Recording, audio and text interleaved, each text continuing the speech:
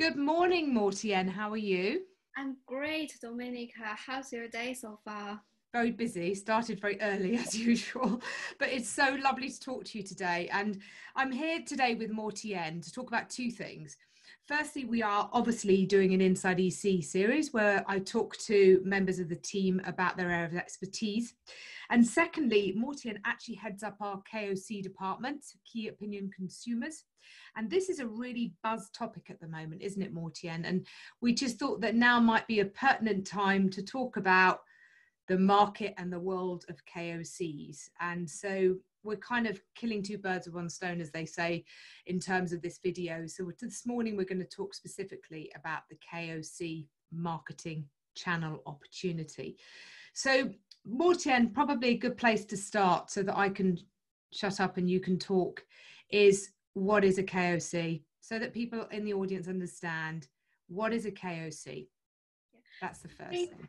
Yeah, I think it would be more interesting if I talk about my own experience because I'm a quite active KOC across some channels. Awesome. Yeah, KOC is short for a term, key opinion leaders. They love sharing their recent purchase and product reviews of the brands they love. When I write reviews on social media, I'm always very honest. Yeah, definitely. I think it's nothing commercial. I'm not hesitant to give a big no if the product is not good enough for me. Yeah. Yeah. So Moqian is something I forgot to mention, is a KOC in her own right. Mm-hmm. A very prolific one in terms of shopping. If we want to know where to shop, what to buy, we ask Moqian in the organisation. Discount code provided by me. Absolutely. So Moqian knows firsthand what a KOC is because she is one. So you're a KOC, but if you were to explain what a KOC is to the audience, how would you describe it? I think for me, a shopaholic, a person full of passion to sharing and great passion to express themselves, and they want to discuss brands and products in depth. Yeah. And from my standpoint, I call it brand advocacy. Yeah, the brands that are out there. So KOCs, there is this real sentiment amongst British brands that KOCs are purely for retail. That's not the case. You find KOCs in any industry, in any category. They are your platinum customers. They are your stakeholders that always are talking on social media, always have an opinion. You need to be talking to them. And you need to be engaging with them. And we have done this very, very effectively, haven't we, Moqian? Not just in retail, in education, in B2B, in manufacturing, in property. So we talked about who they are. So just give me some insights, please, into why they are so important for brands not to ignore them and why they need to be targeting this very, very important channel of customers. Yeah, that's a very good question because nowadays consumers are more and more sophisticated. Sometimes they are just tired of seeing commercial posts. They tend to prefer something authentic they can trust for a long time. Secondly, I think to build up a great brand reputation, it's not only depends on how big celebrities you choose, how massive KOL posts you had before. It's also rely on honest and authentic KOCs reviews. Every time before I make a purchase, I always online and check all the reviews. Are they positive? Are they a good value of money?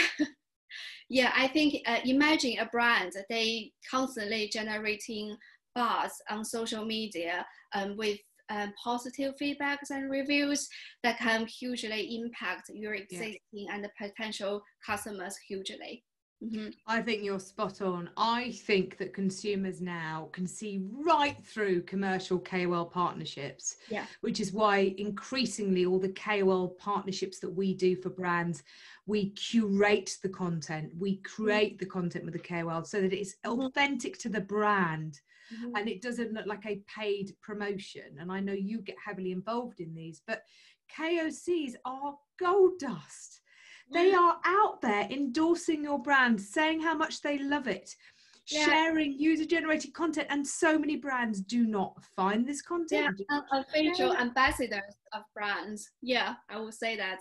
Absolutely. And what makes me die is that for years in Europe, brands Mhm.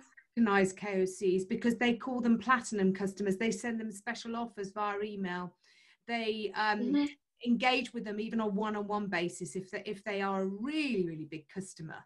Mhm. I know that all the big department stores and all the luxury brands have a black book of important customers. Yet, for some bizarre reason, a lot of brands don't identify that Chinese customers can also be KOCs, and that to target them, you're not going to do that by sending an email or picking Yeah. up the phone. You're going to do that via community platforms. Yeah, and I'm also managing several KOC groups. I can say people talk in the group like 24 hours because they are global based. Yeah. I can see they post their unboxing videos, try on photos. They also exchange their ideas of styling and how they see the fabric, the sizes. Sometimes that triggers second round of purchasing. I think KOC has a very strong power in terms of purchasing. Yeah. I think that's spot on. I mean, I just about 2 minutes ago ran a webinar on social media Mm-hmm. with Marie, and what we talked about was the importance of when you are targeting different consumer groups in China, they're looking for recommendations, aren't they, Morty? And they're looking Yeah. for recommendations on all different platforms as to why they should buy that product, why they should try out that service. Mm-hmm. And so much more powerful that somebody is saying how good you are. Mm-hmm. As a customer, then you're saying I'm the brand and I'm amazing, and consumers can see right through that. And I think that it's a massive missed opportunity for a lot of brands. Mm-hmm. So obviously your team at Emerging Communications create content, both Mm-hmm. video as well as graphic content, as well as text content for all of our channels on behalf of our clients. So you talked about private groups. Of course, WeChat's very important for that. And you can have KOC groups within WeChat. But if you are a brand and really you have never, ever targeted KOCs before, and you could be in any category that's actually going to watch this video, where would you start, Moqian? What would be your starting point for identifying who these people are?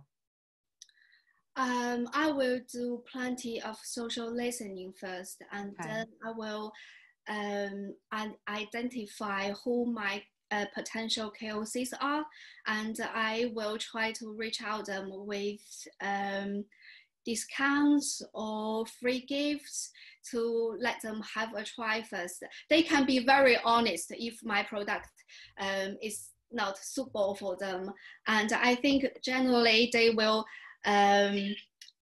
constantly publishing reviews, and I think product seeding is a very important step when a new brand want to come into Chinese market. Mm-hmm. I think that you've hit on a really important point there, something called social listening, which everybody on this video will understand what that is just in the Western market.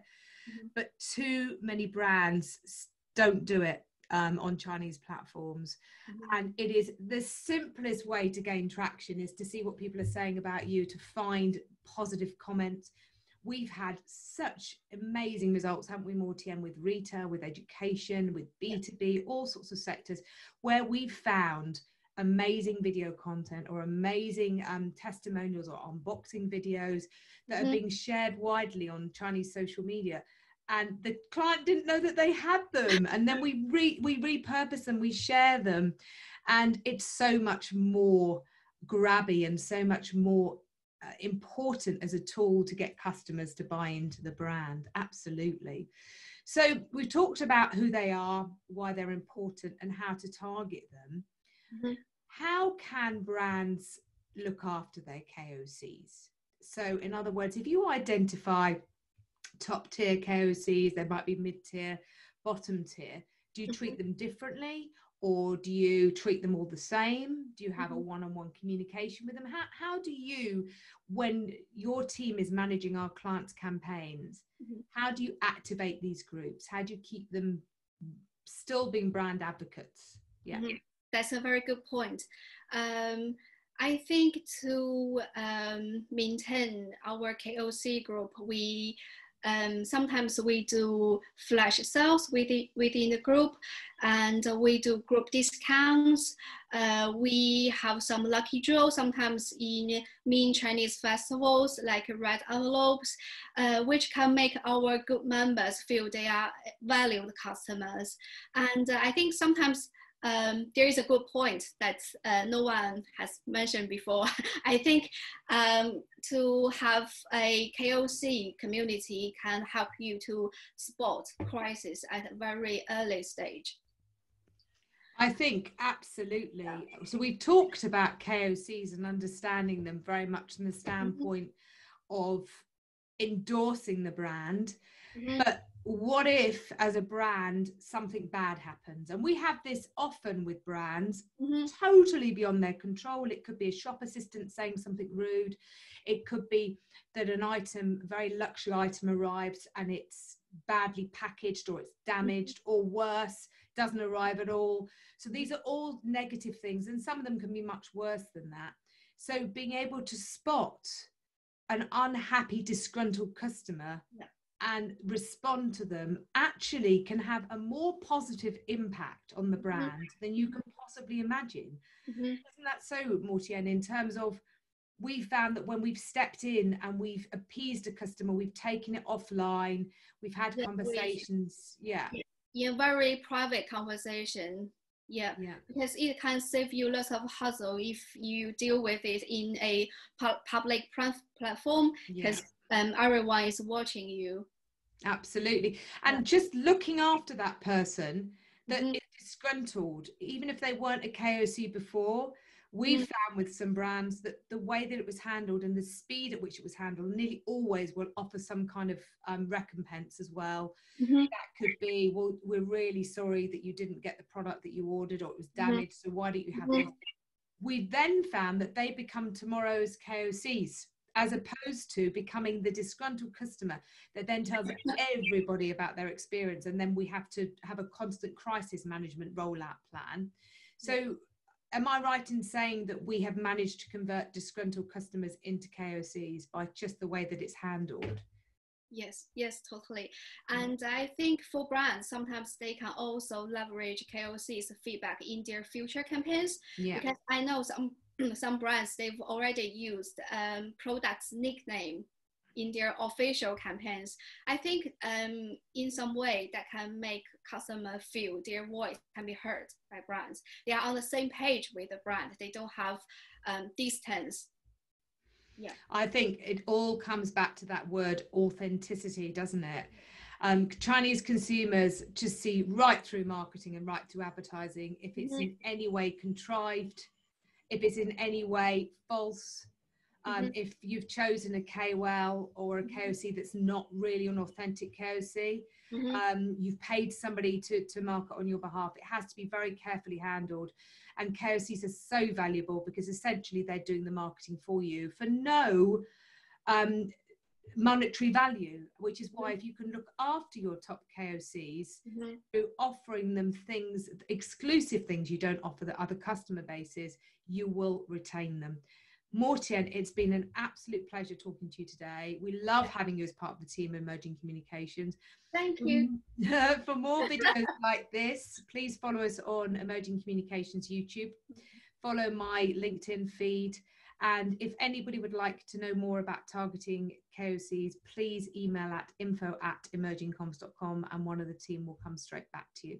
Moqian, massive thank you. Stay safe. I'll see you in the office later in the week. And everybody, thanks for watching. Take care.